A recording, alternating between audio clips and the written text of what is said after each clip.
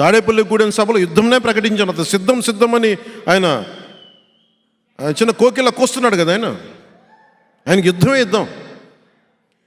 యుద్ధం తాలూకు అంతిమ లక్ష్యం ప్రక్షాళన, ప్రభుత్వం మారేలా చేయడం.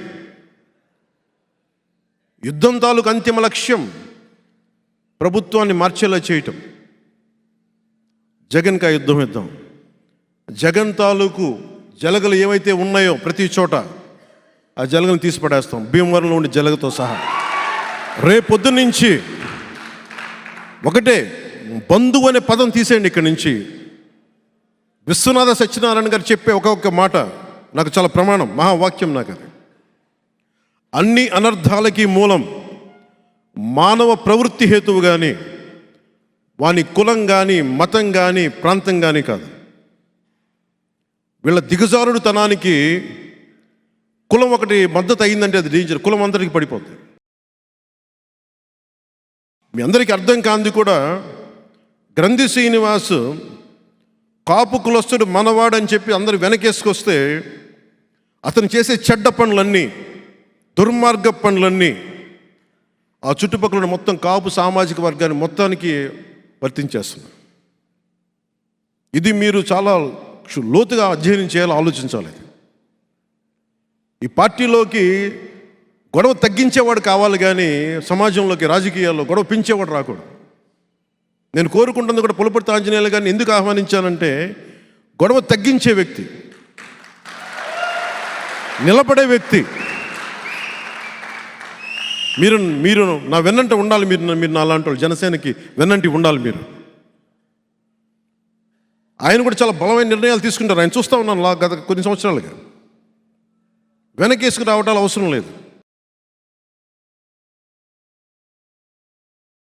ముఖ్యంగా భీమవరం మన రాబోతున్న ఎన్నికల్లో, ఇంకో నెలన్నర రాబోతున్న ఎన్నికల్లో జనసేన దాన్ని కొట్టి తీరాలి. మనకి ఇది ఎన్ని కోట్లు పంచనివ్వండి, 100 కోట్లు పంచనివ్వండి, మనం కొట్టి తీరాల్సిన సీట్. ఇది మీరు ప్రెస్టేజ్గా తీసుకోండి. అది నేను మన భీమవరం నియోజకవర్గంలో చంద్రబాబు గారితో అందరితో మాట్లాడుతూ ఒకటే చెప్పాను, నేను రాష్ట్ర శ్రేయస్సు కోసం ఆలోచించే వ్యక్తిని తప్ప నా నియోజకవర్గం గురించి నేను ఎప్పుడు ఆలోచించలే. అంటే నేను నిజంగా అంత వ్యూహమే ఉండుంటే, నాకు వ్యూహం అంతా దేశం మీద ఉంటుంది, లేదంటే రాష్ట్రం మీద ఉంటుంది. కానీ నా గెలుపు మీద ఎప్పుడు లేదు. నిజంగా నా గెలుపు మీద కానీ మనసు పెట్టిండుంటే నాకు ఈరోజు పరిస్థితి వచ్చిండేది కాదు. నేనేమనుకున్నాను, నేను అందరి గురించి ఆలోచించినప్పుడు నా గెలుపు కోసం కొద్దిమంది ఆలోచిస్తారులే అనుకున్నాను. ఆలోచించారు కానీ నా సమూహం సరిపోలా. ఈసారి తప్పు లేకుండా చూసుకుందాం ఒకసారి. నేను తీసుకున్నది తక్కువ ఎక్కువ ఇవన్నీ మర్చిపోండి. 175 సీట్లు 175 సీట్లు జనసేన పోటీ చేస్తుంది, 175 సీట్లో భారతీయ జనతా పార్టీ పోటీ చేస్తుంది, 175 సీట్లో తెలుగుదేశం పోటీ చేస్తుంది. ఎందుకంటే ఈసారి జగన్ తాలూకు పార్టీని పక్కన పెట్టకపోతే రాష్ట్రానికి కాదు దేశానికే హాని. అది ఒక్కడి దగ్గర ఇన్ని వేల కోట్ల డబ్బు, ఒక్కడి దగ్గర ఇంత అరాచకం, ఇంత కిరాయి సైన్యం, ఒక్కడి దగ్గర ఇంత అక్రమంగా అధికారం, ఒక్కడి దగ్గర చేరితే ఇంకెవడు బతకలేడు.